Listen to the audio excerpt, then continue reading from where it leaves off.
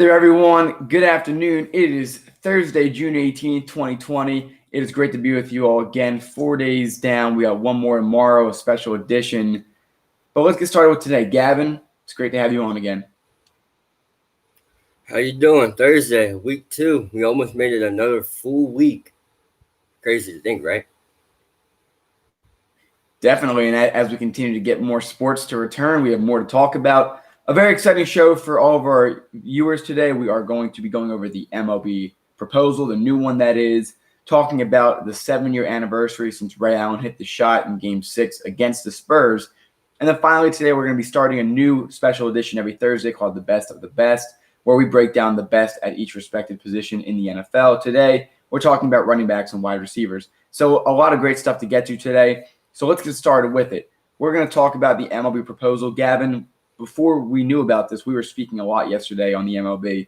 We both have spoken about how disappointed we were with it, how much of a disgrace it's been, some of the comments by some of the players. And then we talked about yesterday some of the players tweeting, tell me when and where. And those 3 words, when and where, have sparked something. So, Gavin, I'll start with you. The MLB proposal is a 60-game proposal. Players get their full prorated salaries. They're going to extend the playoffs from 10 to 16 teams.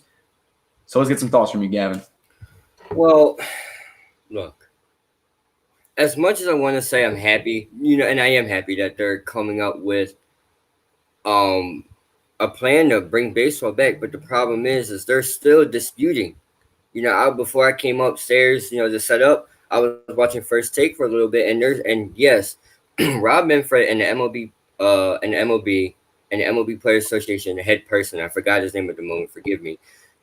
They're still arguing about what is like what they want, and they came to an agreement. It looks like they're going to come to an agreement, but the problem is the players are still not happy. Majority of the players are still not happy now. Yes, Mike Trout and others were saying when and where. Just tell me when and where. We're ready to go, but that's like 15 out of a few. I want to say a couple thousand that play the sport. So my thing is, I still stand on what I said yesterday. I don't think baseball is going to come back at all this year because they're still disputing. And this is a really, really bad look on a game that was kind of almost on a verge of on the outside looking in when it comes to being marketing and popularized by the younger generation. This is pushed even further on the outside now. Right, and so I agree with you on the part that it doesn't look great for baseball, the bickering and all this that's been going on. But I think this is really a big change of heart for all of these players. As we talked about yesterday, even Blake Snell saying when and where, even though he started a lot of these problems. The players are getting their full salaries. It seems like the owners are willing to do that, despite the fact they're going to lose a lot of money this year. But with that being said, I think funny enough that they're going to go out and play. I think if they have something, if the MLBPA agrees on it, the players all will show up. There won't be any problems with that. In baseball, it's easier to social distance than other sports. You're not necessarily touching someone the same way you will be playing defense on them in basketball or blocking and pass rushing in football or tackling even. So I think baseball really was the easiest sport to come back. It looks like they're going to be getting started in a month from now for playing games. So it seems like next week or so, they really should be getting started with the spring training 2.0, as we'd say, as we are just 3 days away from getting into summer here. So I think that this is really a step in the right direction for the MLB. I think they're going to get their fan bases back. I think people are going to watch baseball because it's just great to have sports back. I think it's going to be an excellent opportunity for teams to be able to get out there. We're going to speak about in a few minutes how we think our Phillies are going to do in a shorter season, but it's a shorter season. In addition to that, there's 16 playoff teams, an extension of 6, covering more than 50% of the league now. So I think more teams are more motivated to return so they could potentially, if they are one of those teams that's on the bubble of a wild card spot, they could potentially actually go to the playoffs and make a run where they wouldn't have been able to if they were in 100 and 102 additional games versus what right now it looks like is going to be the 60-game proposal. Well, yeah. Well said. I mean, something's better than nothing for these guys. But I don't think this is not going to be forgotten, especially for a little while. And after the season goes on, if there is a season, because I'm still optimistic that it's not going to be one. So we just have to see. We're just going to have to see how it goes. All right, great. So now let's continue talking about the MLB. Going from a 10 playoff team to a 16 playoff team, I believe that is the compromise that the MLBPA wanted, besides having full salaries, despite playing about a little bit more than a third of the season in games. So they're going to make up for some of those lost games in the playoffs, it seems like, by having more teams in it. They still haven't really given out a formal pretty much a formal proposal of what that's going to look like. But what it is possibly could be one game elimination for potentially up to 6 teams, and then having a wild card, maybe doing a series for a wild card round, and then having the divisional and conference championship the same way that the NFL does it, except perhaps maybe the wild card round could be a best of 5, even a best of 3, and then best of 5 for the NLDS or ALDS. And then for the conference championship, then they would actually do the best of 7, and the World Series would also be best of 7. So that's what I'm thinking of as far as what they're going to do for it. What are some of your initial thoughts after hearing about, number one, extending the six more teams, and then what I possibly suggested where we could have a similar to an NFL format where it could be even there could be a play-in for some teams, a wild card round, and then the divisional and championship round. Well, I love it. I was never fond on how the one and done for the wild card was. I never liked that. I don't think it's for baseball. You never know. It's a hot and cold day. The best team in the league could get shut down by one person who's having a great day. So I'm all for having a series. Plus, it's better for business, in my opinion. If you have a really great team, let's say we have the Dodgers, and I know this is not possible for the wild card, but I'm just giving out an example. Let's say we had the Dodgers and the Yankees in the wild card. Once again, I know that's not possible, but let's say they were facing off, and you only get one game of that. Who wants one game? That's the reason why there's series during the year, so you can get more than just one game. So I like the adding.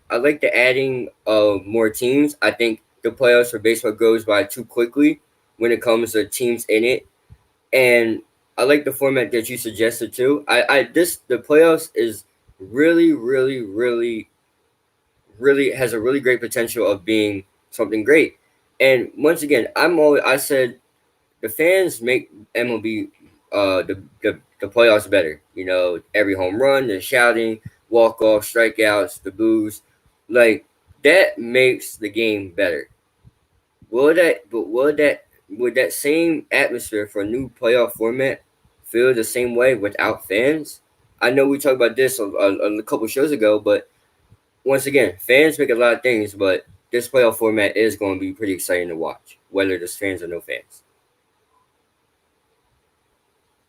Right, and so in my opinion, baseball takes the biggest jump as far as excitement and intensity from the regular season to the postseason, and the reason for that is because of the fans. You go to a Phillies game, you get a hot dog, you sit down, 1 o'clock, the first pitch is thrown, it's quiet, you cheer when there's a ball for your team, you boo when there's strikes, things like that. But then the playoffs, you got the rally towels, and it's usually nighttime, and it's a little chillier, and the fans are getting up and they're getting rowdy. As Phillies fans, it's been quite some time since we've been able to experience that. But we know what the feeling is like. We know what the playoff atmosphere is like. And so for football, for example, the playoffs are a little bit more intense, but the feeling in the stadium is always hype, always very intense for an Eagles game. And so for the Phillies and for baseball, a much more slower paced sport, it gets very exciting in the playoffs. So I think that some young teams, and we talked about the NBA yesterday, some young teams might benefit from not having to face that really loud pressure, especially in a one-game playoff. So if there's a one-game playoff and you don't have home field advantage, you might have to travel to their field, yes, but you won't have to hear their fans. So I think that that's a big advantage for some of these teams that are on the bubble, including potentially the Phillies. If they have to go into a wild card and they have to go up against a team that might be better than them, but they don't have to hear the fans, they don't have to hear all that energy empowering the other team. So I think similar to basketball, it's going to be beneficial for them. Well, baseball players, in my opinion, is underrated. It takes one swing of the bat, and baseball, yes, is a team sport, but when you're at the bat, it's one swing of the bat. You never know. One run could win a game. One hit, one error, one anything can win a game. So that's why I think baseball in the playoffs format is exciting, and to see more of that. How many times last year did we see? Like I'll go back to the cheating Astros in Game 6 of the World Series, where Alex Bregman hits the grand slam to go to tie the game or to win them the game. They extend their lead. So, like this comment says, the fan gets the players going. It's not the same to play a game with no fans. That's correct. That is correct. So I do think the fans make a big impact and make the moment even better. Kawhi Leonard's is this the dagger shot? Would that be the same without the fans screaming? Let's do the same thing, but let's take out every fan in the game. It wouldn't be the same experience, right? Would not be. I think Joel Embiid probably does a little better without the Raptor fans getting in his head as well as Marc Gasol. But no, I agree.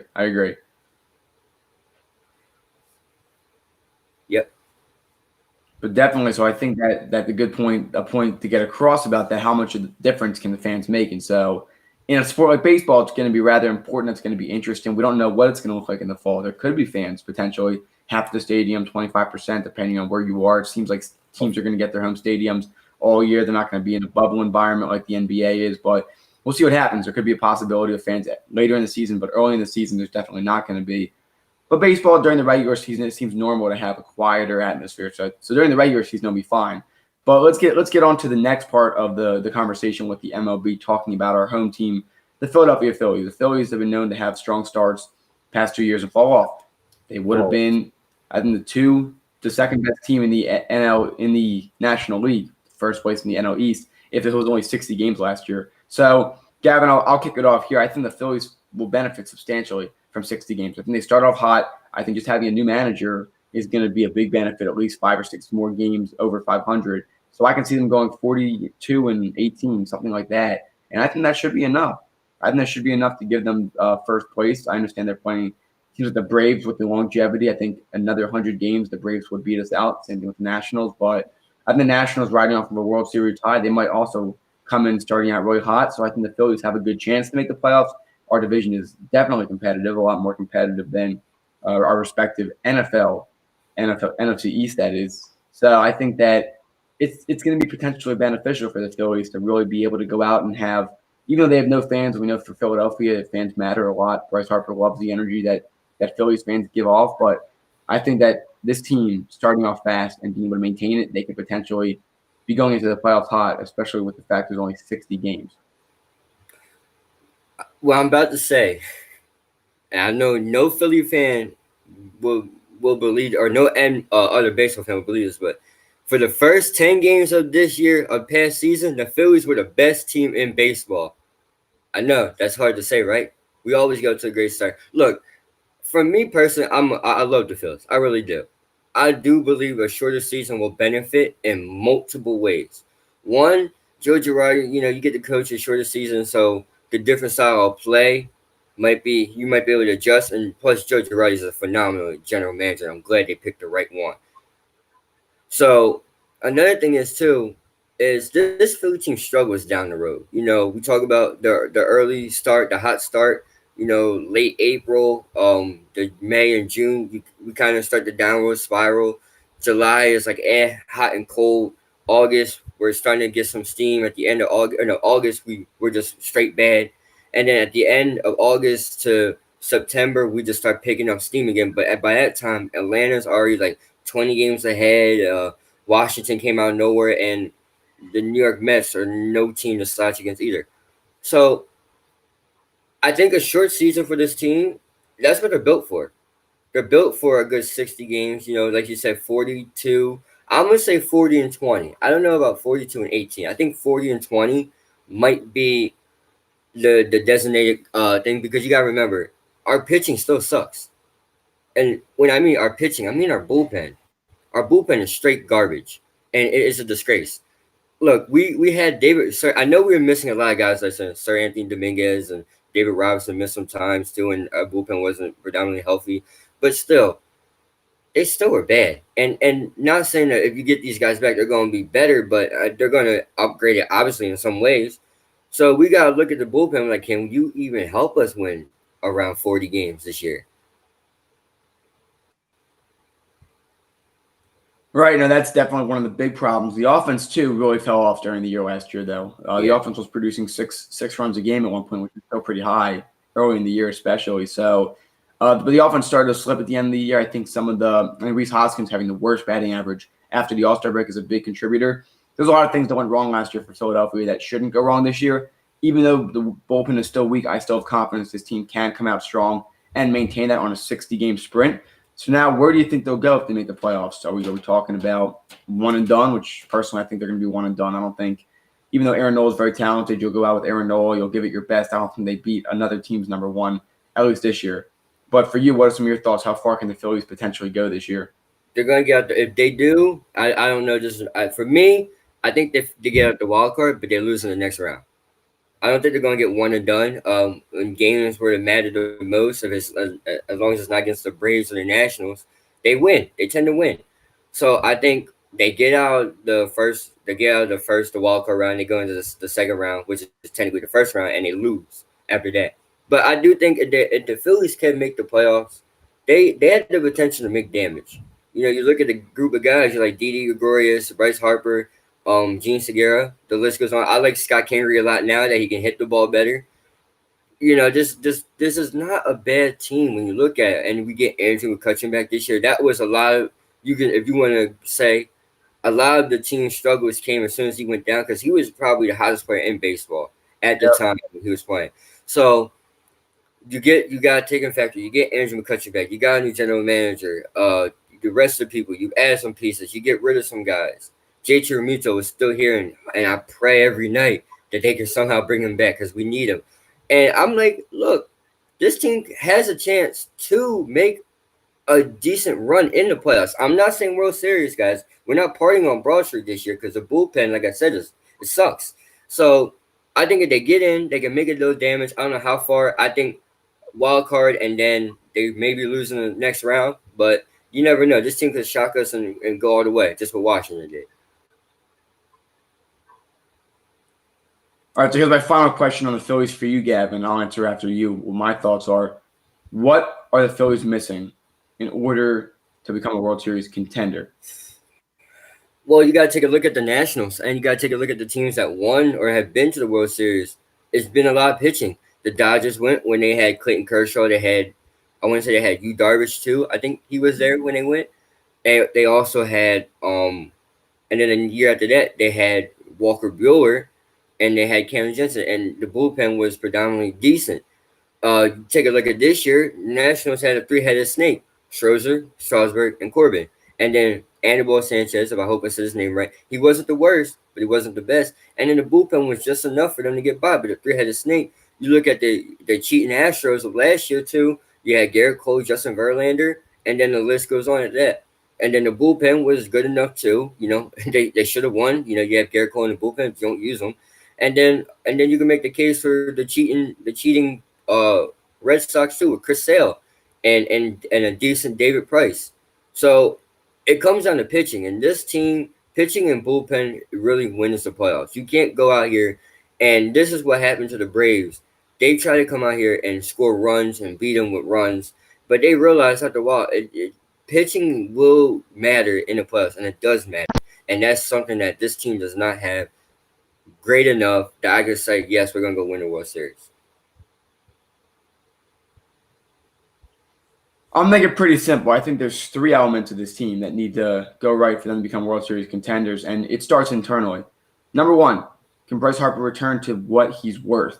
We saw how he was in Washington. It's not uncommon for guys coming off of big contracts, going to a new city, a new team, to have a slightly down year. His year wasn't even that bad. His batting average was actually not terrible. As long as he's sitting in the 220s range, give or take, if he's hitting substantially amount of home runs, then I'm fine with that. As long as he can be that power hitter, that reliable 3 or even 4, depending on where my next guy, who I think needs to step up, Rhys Hoskins, goes. If Rhys Hoskins can go back to the way he was 2 years ago, those two pieces alone give the Phillies at least 10 more wins and potentially another round deeper in the playoffs. My third element is another starter, another ace-level starter, because another ace-level starter will help overcome some of the woes of your bullpen because they can go longer in the games. Right now, we have Zach Wheeler and Aaron Nola. If we can get one more guy, and even if Jake Arrieta can at least get to somewhat of a respectable level, I don't think he's enough to do it, but I think we need one more player, maybe not the high ace caliber level. We're trading away our whole farm system like we did to get the 4 aces back in the early 2010s because we still are paying the consequences from that. But I think that we potentially need one more guy. Maybe if there's a guy in our farm system that really shines like Nola didn't, bring him up. But we do need one more pitcher in the starting rotation that's a very good caliber guy, talking about in the 2, even lower ERA area if we can get there, even 3, because I know that's a tall order. But most importantly, it's Bryce Harper, it's Rhys Hoskins, even guys like Gene Segura. It starts internally. Roman Quinn, I would love him to be the starting center fielder. He needs to stay healthy. Scott Kingery needs to take another step up this year. In my opinion, it starts internally. There's a lot of questions, but the one external factor I would say is more pitching. You can always have more pitching. Real quick, and then we'll go on. Bryce Harper was really good versus lefties this year. I just want people to know that. For one thing that no one may or may not know, he was really good versus. Yeah, he was insanely good. I do remember that. So and that's not right. So now let's get on to what. Definitely, no, that was a fun part. He really didn't have that much of a down year. So let's shift gears now in baseball. We're going to talk about the DH. So the designated hitter has been in the AL for a very long time. Pitchers don't hit in the AL ever. That's why it's so fun when they go to an NL stadium. This year and maybe next year too, and it might become permanent now, which is a question I'll ask you, Gavin. What are some of your initial thoughts after hearing that there will be a DH this year for the National League? I'm okay with it. Look, I've gone to many Phillies games and where I've seen Aaron Nola at bat, and he looks like he'd never seen how to swing a bat before a day in his life. It's rare where you get like a person like a Bumgarner or someone that knows how to hit a ball, because not a lot of these pitchers focus on hitting a ball. So let them just worry about their craft. I know Aaron Nola has a little areas he can improve here and there, but the thing is for me is I like getting rid of it. Yes, I know. I've talked to some people who really wants to keep the DH away from the NL, excuse me. And I talked to them. I'm like, but that's just an automatic out. That's just an automatic out. So you take the automatic out. Now you look at it, you have a full solid nine that can strike at anywhere. And look and talking about the Phillies, if Jay Bruce, comes back healthy this year, and he can stay healthy, he could be that DH in the ninth spot where you bring him in. And Bruce Almighty, when we first got him, he was in home runs left and right. Wouldn't that be better than just seeing, Aaron Noah's up, you might as well just draw a K right next to his name? Because that's how it always been in the NL. And it's not just Aaron Noah, too. There's other guys you can get on, too. I'm not going to name any pitchers at the moment, but there's other guys, too. So I'm pretty sure I'm not the only one that feels that way.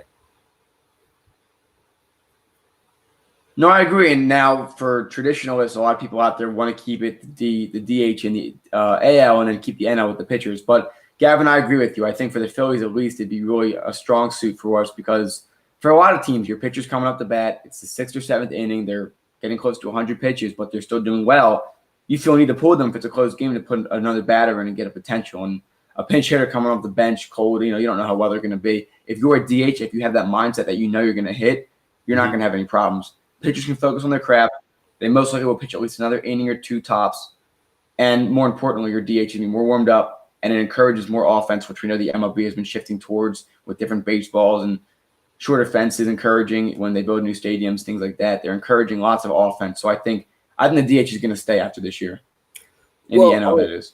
Well, yeah. Well, also, too, you also got to remember, too, some pitchers can also get hit, too, and risk injuries. And when a pitcher gets hurt, you can kind of consider the season almost over because now you got to worry on another guy that A, might not be doing well, or B, has hot and cold streaks.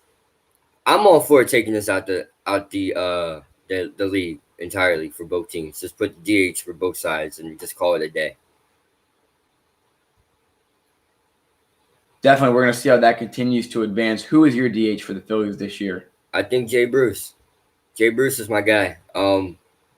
That or Roman Quinn. I don't think Roman Quinn's going to start this year. But if he does, it's between him but I'm relying on more Jay Bruce. I like Jay Bruce for that spot. If we still had Corey Dickerson, that'd be my choice, but Jay Bruce is mine as well. So now we're going to shift gears to the NBA. It was June 18th, 2013, Game 6. The Spurs were leading by 3. LeBron James, wide open look for the 3, puts it up, didn't go. We all know the Mike Breen call. Rebound by Bosch, kick out to Allen for his 3-pointer. Overtime, they win that game, and then they go into Game 7, and they take that, giving them their second title in the 4 years that those big 3, including Ray Allen, would be together. So we have a lot to break down here, talking about LeBron's legacy, and LeBron James as a player. It was his second team. We didn't know about the 3-1 comeback.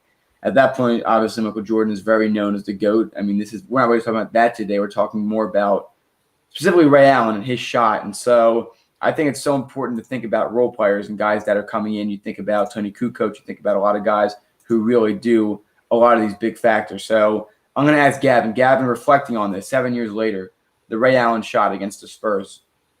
Just breaking it down, thinking about some initial thoughts. And Go ahead. Go ahead. Without that shot, I don't think they. So how it resonates. I think without that shot, they don't. Thank you. Without that shot, they don't win this year. They don't win at all. I don't think they win that year at all. And I think a lot of people, even though LeBron was MVP of that series, the whole entire thing, I still believe that Ray Allen was the true savior and hero of that series because without that shot, they lose that game. Whether they, let's say, San Antonio turns over the ball or not, that shot will go down as one of the best, maybe even the best. And we can get into another day if you want to. The shot in history of the NBA Finals or in playoff history too, as well. I don't know about playoff history. I think Michael Jordan's crossing over. I step back, hit the shot. I think that still goes down as the best too, but that has to be close to it and might even top it in my opinion. I mean, simply put, LeBron James had the open look. It was drawn up for him. He missed. Unfortunately, the rest of the team was there for him. So, for me, it makes a big deal. It talks about how important shooting is. I was watching a video this morning, Ray Allen breaking it down. His thought process on it shows you how important a team is. It really was a team effort there. LeBron put it up. I think Wade did something there. He passed it off. And so all four of them were pretty heftily involved in there. So I definitely think there's a big factor there going into that. And it was rather intense too. So I got a quick fact for you, Gavin. Do you know who missed the free throw for the Spurs that allowed for Ray Allen's shot to go up? I feel like it might be Kawhi Leonard. I think it was Kawhi. Was it Kawhi? That is correct. Kawhi Leonard was 1 for 2 from the line. It would have been a 4-point game at that point. They got the ball, went down the court, made the shot. And so if that shot doesn't go in, Miami most likely has one ring out of those 4 years. They lost to Dallas, remember? They beat San Antonio, and then they went on. They lost to San Antonio that next year. They ended up getting 2 rings out of the 4 years. But what would that big three have looked like if they went 1 of 4 in that 4-year stretch? Well, we could look at it and be like, well, why? You arguably, which we still argue about this today, LeBron arguably is supposed to be the best player in the world, and you got D Wade who's on the end of his prime, and Chris Bosh, who wasn't the worst, but he wasn't no scrub either. And then you got Mario Chalmers, who in my opinion was a sleeper. You got Ray Allen, Lucky Miller, the list goes on. You had Birdman, and through those times. And you're like, and you only got one. We would look at that team to go down as the people like to say that that was the best big three ever, or could be in the conversation for the best big three. Obviously, me, I say Jordan number one, and then you got the Warriors. But if they only come out with one, I think that whole Miami's tenure they had there was a big fail. And I still kind of consider it a big fail. You lose to Dallas and you lose to San Antonio. But I could say losing to San Antonio was more respectable than losing to Dallas because they had a Tim Duncan. They had a up-and-coming Kawhi Leonard. They had a Tony Parker. They had a Manu Ginobili where the ball spot in the back wasn't that bad. So I just think that if they go 1 and 4, that this Heat team wouldn't be as talked about as they are today. Right, and so just a reminder for those, Dallas did really. I mean, they went over the Lakers, no problem either. So obviously they had some talent, Dirk Nowitzki, obviously. But even going 2 for 4, Gavin, you have a point considering that it could be a failure. They had to bring in Ray Allen too after the big three initially was there. So funny enough, they went 2 of 4. They could have went 1 of 4. Does Kawhi Leonard end up? How does his legacy look if he has another ring to his resume? We already know he has 2, one with Toronto and one with San Antonio, but he could potentially have 3. And if he made that free throw or if Ray Allen's shot didn't go in, then he would have another ring. How would his legacy currently look versus how it looks now with the 2 rings? Well, Kawhi is probably the best defender of right now. Not all time, but right now. And maybe in all time, he probably ranks top 10 maybe. And I can get into that another day. But look, Kawhi Leonard, if he gets another one, let's say he gets a third, I don't think he surpasses to be in the conversation where LeBron supposed to be in because of some things that LeBron has that Kawhi doesn't have. But it puts him in the conversation around Steph Curry because Steph Curry and Klay Thompson, they have 3. It puts him around other players that have 3 rings. But if he goes to win the Clippers a title, it's been a while since the Clippers won a title, I think we have to look at Kawhi Leonard and realize that, like, wait a minute, maybe he might be the best player in the game right now. There's always a conversation. I say Kevin Durant when healthy. I know you would say LeBron too, and I know people that say Kawhi Leonard, and some people would throw James Harden. But if you want to talk about just those 3 guys alone, they all have rings together, and they all have their own different success. Obviously, Kawhi Leonard, Finals MVP, NBA Finals 2 times Finals MVP, and then 2 times champion, two-time champion, and you also got Kevin Durant, who's a two times Final MVP, and he also has 2 NBA rings, and he also has an MVP to show for it too. And then LeBron, obviously accolades. I'm not going to get into the All Stars for either all those guys, but you guys to remember too, Kawhi Leonard missed a full year and played 9 games, and then didn't play for the rest at all. And to come back to a new everything, and to win a title there, that's pretty something. Definitely. So that kind of transitioned us to our next point. The NBA Finals only, you mentioned 2 shots, the Ray Allen shot and the Michael Jordan shot for their 6th title. Which shot, maybe not necessarily more meaningful, which is the greatest shot in NBA history? Well, I still think the Michael Jordan shot is still the greatest one in history. He went for 6. That shot, the crossover, and it's more memorable because you remember it. Some could make a case for Ray Allen shot too, but I think you gotta look at who's the player shooting at it. Michael Jordan and Ray Allen, they're both respectively really great players. Michael Jordan's just really better. I think the meaning of the shot and what was more at stake. Michael Jordan going undefeated in the finals and try to, secure the second repeat versus Ray Allen trying to win a title versus to get their second ring for the Miami Heat. So I think the Jordan shot has more weight and more memorable, and people will remember that shot for life on. But this Ray Allen shot is probably right behind it. I'm going to take, I think by a razor-thin margin, I'm going to take the Ray Allen shot. Now, remember, this is the end of Ray Allen's career pretty much. He spent a lot of his career in Boston with Kevin Garnett, Paul Pierce, that team as well. I was actually watching yesterday some of the Game 7 from 2010 when Kobe actually ended up winning. But this is the end of his career. He's on a team which is already very talented. He saved them. And I know it was only Game 6. There was one more game to play. They played against a very good Spurs team who would win the finals the next year with the second greatest coach of all time in Greg Popovich. And so I think that this one carries more weight simply because of the fact that he saved them. He saved a potential dynasty. He saved them from potentially being known as a complete failure. People look back on the Miami Heat and think positively. People in Miami love LeBron James because of that. What if LeBron never won them a ring and then ended up going back home? So I think Ray Allen carries more weight because he saved them, and he's not a nobody, but he's certainly not Michael Jordan. So I think that carries more weight too because of the fact he is a role player doing that job. Like, you don't remember Tony Kukoc's shot. You wouldn't remember that unless you watched The Last Dance. Even for people that were around the 1990s, unfortunately, we were not. But I think for this shot here, the Ray Allen shot, I think this carries more weight because it saved them, and it potentially could save LeBron's legacy. Without that shot, LeBron may have just been another guy who won a few finals like Tim Duncan and a few other guys who have won multiple finals. But I think Ray Allen really, for a lot of his players' legacies, he got D-Wade, his third. Obviously, he had the first one with Shaq and then the next 2 with the big 3. I think that with Chris Bosh, I think with Mario Chalmers, a lot of these guys, Ray Allen saved them in a big way because they could have lost in 6.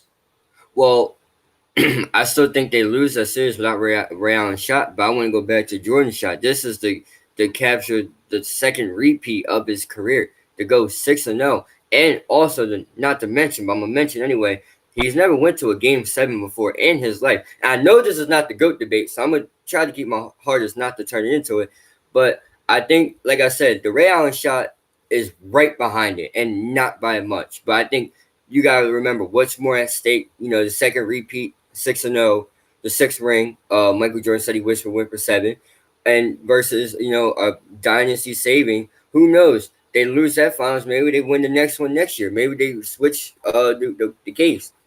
I still think you got to go with Jordan's, and then Ray Allen's is right behind it. You think about it, the best player on that team, LeBron James, missed the open look. They were able to get the ball back. Ray Allen took it and shot it. I think that's for me. I think that carries more weight because of the significance of the players. Michael Jordan, I mean, if we were to put one or the other above, it's a slim margin. The other one's right behind it.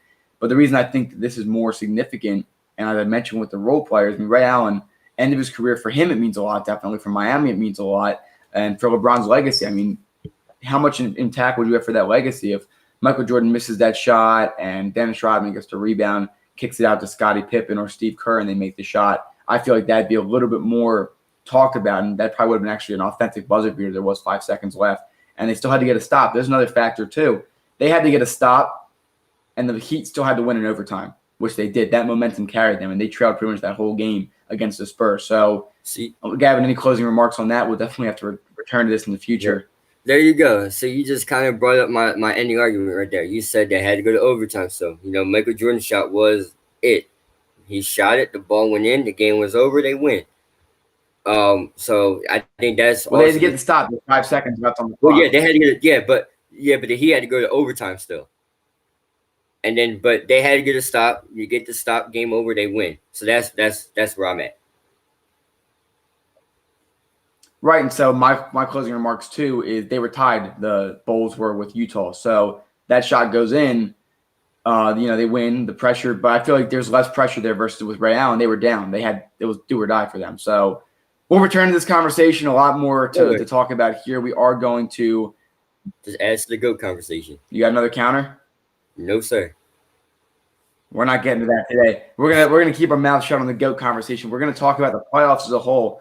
And so I guess the conversation stays going. What is the greatest shot in NBA playoff history? See, I think it's between two of the Damian Lillard shots for me. For those that may or not know, Damian Lillard also did not just hit that shot versus Oklahoma City. The shot, as now is named, the shot that broke up Russ and Paul George. And then he also did to take James Harden out of the playoffs as well. You could also make a statement for saying that Derrick Rose's shot at half court to beat the Heat in a game where that was a pretty big shot too. You can go down the list. I think it's between Damian Lillard's shot, because Damian Lillard, and I'm talking about Damian Lillard's shot this year. He gets the ball, he calls the screen off. He said Paul George, he stepped back and hit the shot over Paul George, who is not a scrub defender. Paul George is taller than Damian Lillard, and Damian Lillard does a step back from almost logo range, which is they call it Curry range. I'm about to add Damian Lillard to the range too, and he drains it. And the iconic, mug shot face and the bye and the rest is history. They go on to play the Warriors or they go on to play the Nuggets, and the rest is history from there. So I'm gonna say that the greatest shot of all time, as a Philly fan, it hurts to say it, but You're not going to say Kawhi Leonard authentic game set buzzer beater. I have to, and here's why. Okay. We have to look at not just a shot, but what weight it carries, and that includes what happens afterwards. Let's start with what you said, the Damian Lillard shot. Let's start with the one against Paul George and the Thunder last year. It broke up the Thunder. It officially closed the book on that could have been dynasty. Carries a lot of weight. What happened after that series? They go on to beat Denver, and they go on to get swept by the Warriors. Game over, and now they're an irrelevant team. They're back down to earth. Here's the weight of the Kawhi Leonard shot. Ball goes in. You beat the best Sixers team, in my opinion, since 2001. You knock them out. Mm-hmm. Then what happens after that? You go down 2-0 to the Bucks. It seems like you're done. You come back at Kawhi Leonard's helm. You beat the Bucks in 6. You go into the NBA Finals. You then win the NBA Finals. And after that, giving Toronto their first ring, he leaves and he goes to LA. And now he's arguably the best player in the NBA because of his playoff run last year. Here's the actual weight of that. Only one series in last year's playoff run for the Raptors went to Game 7. And it was with the Philadelphia Sixers. So I would argue that because of that, that was the toughest competition they faced in the playoffs. And that was quite a series, to say the least.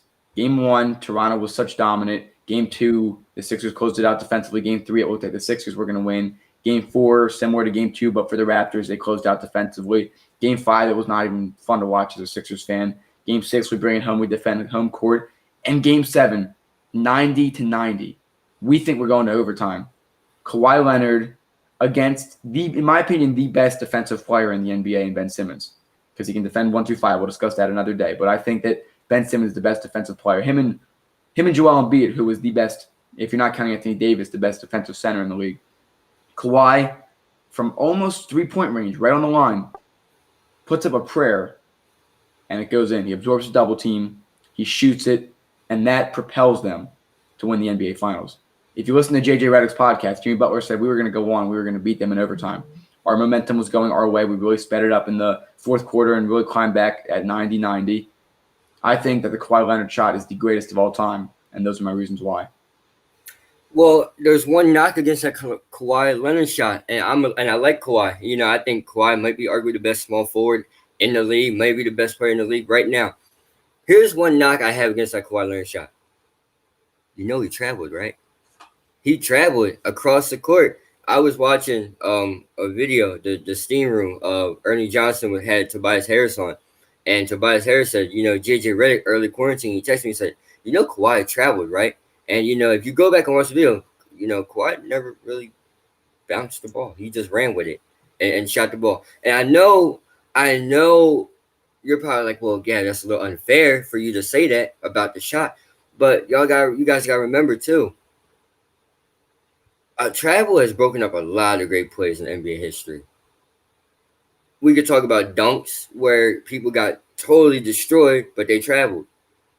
I can accept the shot for a certain degree because you're fading and you're going out of balance, and that's a not easy shot to hit. Trust me, it really isn't. But you travel. You miss a key. I think the rest miss a key travel. Now, I'm not saying that as hurt Sixers fans, they should be like, well, Kawhi traveled. Like, you can't take away the greatness of the shot, but if you want to look at the flaw, that was a clear as day travel that was not called. It's a good point. I don't think it has anything to do with the weight of the shot itself, and you did mention that in your argument. And so I want to compare it to the Saints-Rams pass interference, talking about missed calls. That game, that's a blatantly obvious missed PI. If there's a little bit of hand fighting where the flag comes every now and then and not, I don't think there would have been a big deal or any big rage about it following that game. In this game, it's not uncommon for an extra step every now and then to not be called. Now, how blatant was, if you look really in slow motion, you can argue a little bit of a carry, a couple extra steps. I actually noticed it right after the game. But that does nothing to do with the weight of the shot. In my opinion, that's what this discussion is about. The legitimacy of the shot, because it's not uncommon for some of those to be not called, honestly more than not, then that shouldn't be a factor in this. If it's like LeBron where he's taking like 7 steps, driving, maybe not, it's probably an overstatement, maybe 3 or 4 to dunk to the rim and nobody calls it. I mean, you expect that. That there's going to be a few calls every now and then. But you got to think about it. Like you said, he was fading away. He had the 2 best defenders on the court in his face, and the ball still went in. He literally was squatting, sitting there, waiting to see if the shot would go in. And not only that, but that propelled them to a championship, and that's why I still think that is the greatest shot to have happened in the playoffs in NBA history. That shot with Grant is probably one of the greatest, maybe. It wasn't a final shot, so we can't put it in that category. But also, too, for the diehard basketball fans, the ones that read in between the lines and watch replays 50 times after they show it on TV, that's a travel. That's a travel. You can't, like I said, the weight of the shot, you can't knock it, the fading and everything, but the travel came first. But that's all right, because like you said, people make mistakes, they calls are missed, especially in the Saints. But that was a travel, and but it's still a great shot though. Yes, we'll have to continue to bring the conversation up. I'm sure that when the Sixers, if they do meet the Raptors in the playoffs, we'll hear about that. If they find a way to play the Clippers in the NBA Finals, or even if the Clippers win the Finals, you'll still hear about that shot, and you'll still hear about that Raptors historic playoff run last year. So that wraps up that. So I do think that's going to be quite significant. Like you mentioned, too, the weight of the shot still doesn't get affected, but the legitimacy does come into question for you. But we're going to shift gears now to another small forward in the NBA, LeBron James, talking about how much weight his words have on the game. So shifting it over now. So Patrick Beverley said, if LeBron hooping, we're hooping. So my question to you is this, Gavin, and I know in the day of Twitter and social media, it's a little bit different. The eras are different. Did Michael Jordan's weight when he spoke resonate with NBA players the same way or as much or even greater than LeBron James, the way that he speaks and the way the players listen? Well, the thing is about that, first of all, I want to say this. LeBron James in basketball right now, this might come out misinterpreted what I'm about to say for some people. I hope you understand what I'm about to say. When LeBron speaks, he kind of speaks almost for the whole NBA, kind of. Yes, Steph Curry can speak, but like when LeBron said we're gonna go play basketball, like Pat Bev said, he said we're hooping, we're gonna hoop. That's how people follow him back in it right now. Now, for Jordan, for instance, there wasn't really the only thing I can think of Michael Jordan doing was maybe so much not of the NBA because back then the NBA was different. Not a lot of guys liked each other back in the day. Whether now everybody's best friends and they work out with each other in the summertime. Back in the day, not a lot of people did that. So Michael Jordan might have been a influence in other aspects, maybe the day to day life. Like we said, like Caitlin Flynn said, we don't scream. We every time we shoot something into the trash, we don't yell. We don't yell Jordan. We don't yell LeBron. We yell Kobe, because Kobe had that type of influence on us when it came to shots. Where for Michael Jordan, it's his shoes. So Michael Jordan could have been an influence in other ways, maybe besides his words. You never know. Once again, we were the unlucky ones. We weren't born in the '90s to see this fantastic NBA career dynasty of Michael Jordan. And I think if we could, I think me and you both, we would hit the replay button just to see that in real life. But here's the thing: Michael Jordan will go down as still one of the best, well, maybe one of the best influencers when it comes to other than words, because I think LeBron's words are really, really, really powerful. But you also got to look at Jordan has the brand, the shoes. He was the man in the '90s. Everybody wanted to be like Mike. Whatever you wanted to do, you wanted to be like Michael Jordan in that situation. I agree with you on that. I think the majority of it is pretty simple, actually. It's how united the NBA is today. Back then, it was competitors. You hated each other. It was a different game. Today, we're a lot. Some people say it's softer. For me, I'm going to talk about it more of that social perspective. Off the court, we're all friends. Steph Curry and LeBron James on the court, not the best of friends, but off the court, respect for each other. They speak to each other. You go to the award ceremonies. You're hugging each other. You're giving encouraging speeches, talking to each other, watching the MVP speeches, the most notable Kevin Durant and Giannis, the way that you show the players reacting to those things. You didn't have that back in the day. So I do think that LeBron does carry more weight simply because it's a united sport. But Michael didn't say much and had such a huge impact. So obviously it's not the GOAT conversation. That's not what we're relating it to. We're just talking about, for now, we didn't have a pandemic in the 1990s to, at least that affected the NBA, where they would have to talk about and maybe stop playing and see what Michael says to go back. Because remember, they had the lockout in what Michael would have been a potential for a seventh ring, and Michael Jordan just decided not to play, and then the whole Bulls team did fall apart. So internally, he had a big influence, but I think that LeBron actions and words line up with each other, but I think LeBron definitely does talk more than Michael did, simply because nowadays it's more acceptable to be more talkative as an athlete, and I think that's a great advancement in our society, and it's a great thing that we have in the NBA. Real quick, the one thing I do remember from the documentary, and I'm starting to rewatch it again because there's nothing else to watch. The one thing that you could arguably say that LeBron probably would have did that Michael didn't do was Michael didn't advertise or go with, I don't know what the right word is, but promote, that's the word I'm looking, promote the first, would have been the first black governor of North Carolina. So that's the only thing Michael Jordan didn't do. As nowadays, LeBron James, he's everywhere. If you asked him to do it back in the day, he probably would have did it. But that's just a different times and eras. I don't know. Like I said, I wasn't born in the '90s, but that's the only knock I would guess would be against Michael Jordan, really. I agree with you on that. So before we switch to our next topic, we do have our quick plug about how you can help out with us. 10% of all donations do go to Shriners Hospital for Children this month. And then we're going to talk about next the best of the best with skill players, talking about wide receivers and running backs.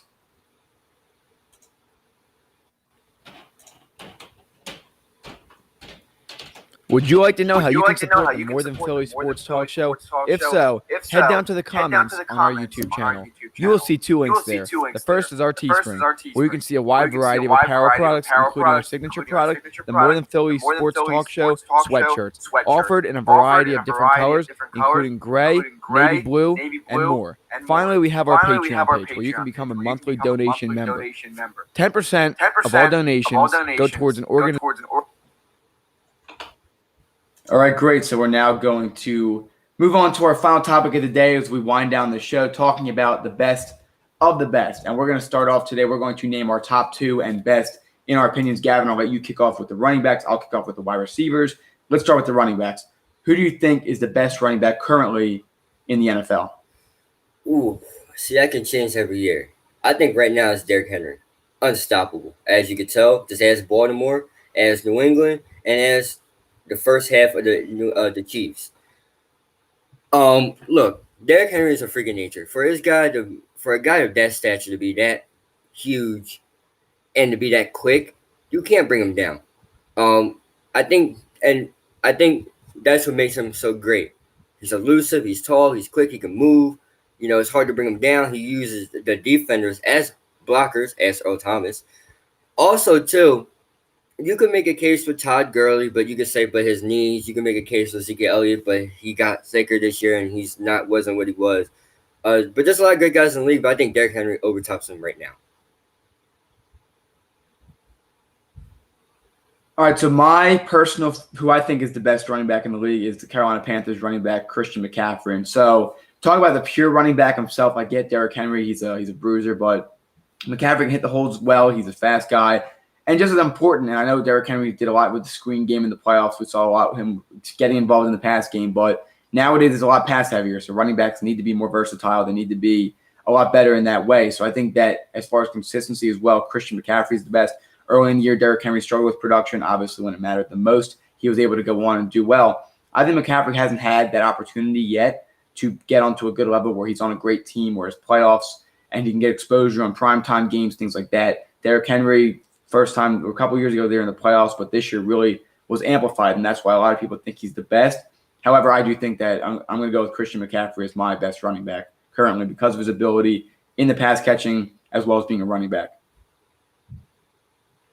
Well, you're not wrong. Christian McCaffrey's a do-it-all running back, and that's what you're starting to see a lot nowadays in the NFL. So I'd like to see what they're going to do, our 2 picks for next year, and hopefully we can come back to that again. Definitely. And so right before we get to the wide receivers, let's talk about Miles Sanders. Where will he be at the end of the season as far as top players? Hot take, I think he might be top 5 in rushing yards. I think he'll end around 1,200, maybe 1,000 or maybe 900. He'll rank around top 10 for touchdowns. I don't see him that well in the red zone, but he will be in the top 10, maybe top 5, maybe. Miles Sanders will be a name where you're not going to be like, oh, who's that? We will know who Miles Sanders is at the end of this year. And for those who don't know, you will know. Definitely. I think that besides Christian McCaffrey, he is the second best do-it-all running back, and I think he's really going to amplify it this year. So now let's get to the wide receivers. I'm going to kick it off who I think is the best wide receiver. Wide receiver is a little bit of a trickier category. You think of your burners, you think of Tyreek Hill, you think of your route runners, you think of Michael Thomas and Amari Cooper. You think of your big physical players, you think of a bunch of different guys like Julio Jones, best hands, DeAndre Hopkins, things like that. In my opinion, the best overall wide receiver is Julio Jones. He is a big physical receiver. He can get down the field quickly. He runs great routes. He's got great hands. And while his red zone production really isn't the best, he overall, in my opinion, is the best wide receiver currently in the NFL. Well, you know me, I love Julio Jones, but there's a guy in New Orleans that could beg the difference. His name is Michael Thomas. Look, Michael Thomas broke the receptions for this year. He does not drop a pass rarely. It's really rare that he does. And another thing, too, about Michael Thomas that not a lot of people realize is he is a really great route runner. And his route running, he's not the fastest, but his route running is so good that it makes him look elusive when in open space. You could make the case that Drew Brees is his quarterback. Yeah, I'm not a big fan of Drew Brees anyway. But Michael Thomas, people need to start putting him in the conversation for top 5 wide receiver in the league. Top 5, definitely. I give him probably the third best behind DeAndre Hopkins and Julio Jones. Now, a lot of people like to say he only runs slants, but shouldn't that be impressive that he can accumulate so many yards when the defense pretty much knows what he's running? And so, like you mentioned, great route runner. So those are our two top picks for now. We definitely want to hear some of your thoughts in the comments, people, so that we can continue the conversation. We will do this every Thursday, talking about next week offensive line, talking about tackle, guard, and center. And then we're going to continue to go from there on offense and then switch it to defense. Let's talk about our, in my opinion, not a great wide receiver, but not a favorite personally, Amari Cooper. So where do you think Amari Cooper sits? The top 5, top 7? What are we looking at right now, Gavin? We're looking top 10 for Amari Cooper. Look, Amari Cooper, let's look at the quarterbacks he played for. Derek Carr, then Derek Carr got hurt. Derek Carr, he was on the other side of Michael Crabtree for a little bit. Now he's the main man in Dallas.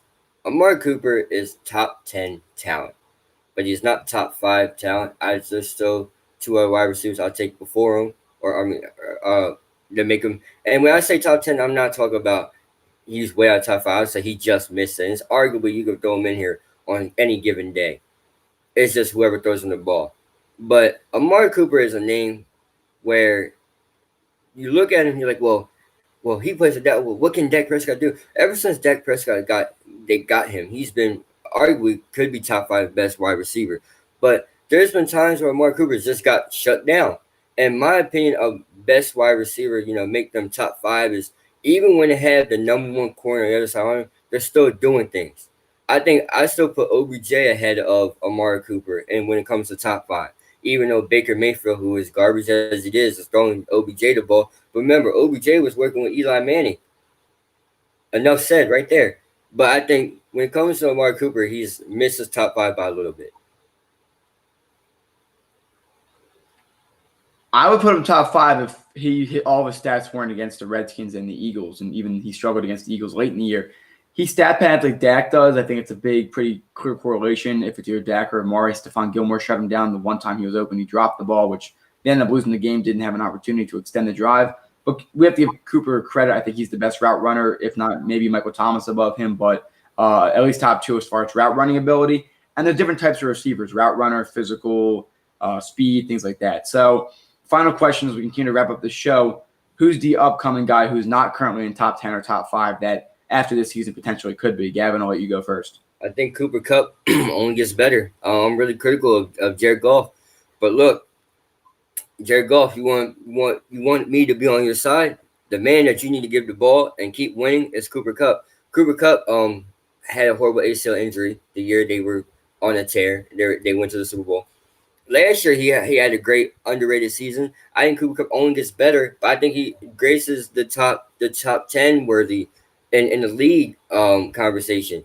I think Cooper Kupp is going to be that guy pretty soon. Maybe I think if Cooper Kupp gets away from Jared Goff, I think he might be even better than Jared Goff is giving him right now. So that's just for me.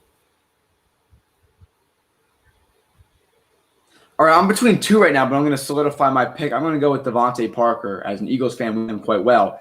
Devontae Parker is a very talented route runner. He's a high point catcher. I compare Jalen Reagor to him as a faster Devontae Parker because of his ability to have a good vertical. I think Devontae Parker, you look at who's thrown to him in the past few years, and Ryan Tannehill is a good quarterback. But look at the system he's been in before this season with the bad coaching staff they had now and with the Jets, Adam Gase. So I think Devontae Parker is going to get up there possibly in the top 5. And so my other person I was thinking of, which I think is going to break out this year, is Mecole Hardman, the speedy wideout from the Chiefs. He actually recorded a faster return this year on a kickoff than Tyreek Hill. I do believe he is faster than Tyreek Hill, and Tyreek Hill is the fastest player in the NFL. So I think he's going to break out this year. He'll never get the number 1 corner on him if Tyreek Hill and Sammy Watkins are on the field.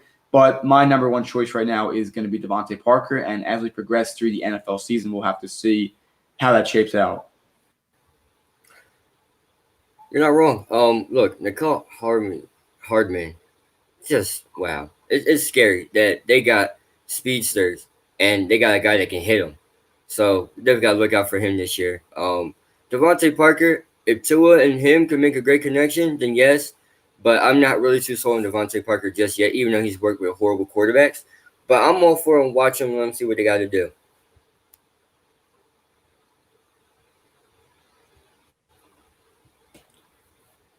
Definitely, and so I think that it's something that's crucial to think about too, who's throwing to them. So definitely a lot more exciting stuff coming up. Everyone, thanks for tuning into the show today. Tomorrow we're going to be in person doing a Q&A session. We are going to announce our debate tomorrow as well so that we can actually be able to get out and discuss it in great detail. So until next time, everybody, thanks for tuning in, and we will see you all tomorrow. Thanks for coming.